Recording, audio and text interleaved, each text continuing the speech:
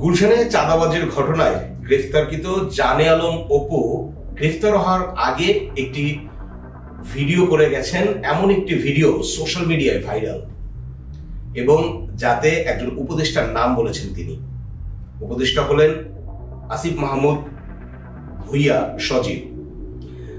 আসিফ মাহমুদ সচিবালয় তার এই বিষয়ের সম্পৃক্ততা এবং এই ভিডিওয়ে যে তার নাম অপু বলেছেন সে বিষয়ে কথা বলেছেন। আপনাদের সচিবালয়ে আসিফ মাহমুদ ভুইয়া যে মিডিয়ার সাথে কথা বলেছেন সেটি শোনাতে চাই।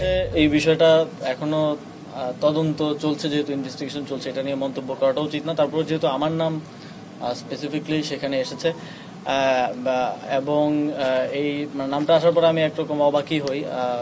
জানে আলম অপুকে আমি চিনতাম যখন আমি ছাত্র অধিকার পরিষদে ছিলাম 2022 সালে, যখন ক্যাম্পাসে আমরা ছাত্র রাজনীতির সাথে যুক্ত ছিলাম, তখন সেও ছাত্র অধিকার পরিষদ করতো, সম্মিলিত বেসরকারি বিশ্ববিদ্যালয়ের কমিটিতে প্রথমে ছিল, তখন চিনতাম। কিন্তু গত 2024 সালের 5 আগস্টের পরে তার সাথে আমার কখনো কথা বা দেখা হয়নি।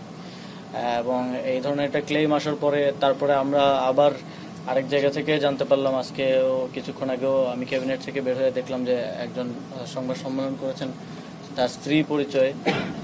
আমি খোঁজ নেওয়ার চেষ্টা করছি যে আসলে কি ঘটনা। তবে তিনি সেখানে দাবি করেছেন যে অপুকে গুম করে নিয়ে এই স্টেটমেন্ট আদায় করা হয়েছে জোরপূর্বক। যদি এরকম কিছু হয়ে থাকে এটা আসলেই অত্যন্ত শঙ্কাজনক। 5 আগস্টের পরের বাংলাদেশে আমরা যদি আবারও আগের মতো, এটা আসলে ঢাকা বিশ্ববিদ্যালয়ের গেস্ট রুম হতো, আপনারা জানেন, আমাদের এখানে আয়নাঘর ছিল যেগুলো 5 আগস্টের গণঅভ্যুত্থানের ফলে এখন অকার্যকর, সেই প্র্যাকটিসের দিকে আমরা যাচ্ছি কিনা।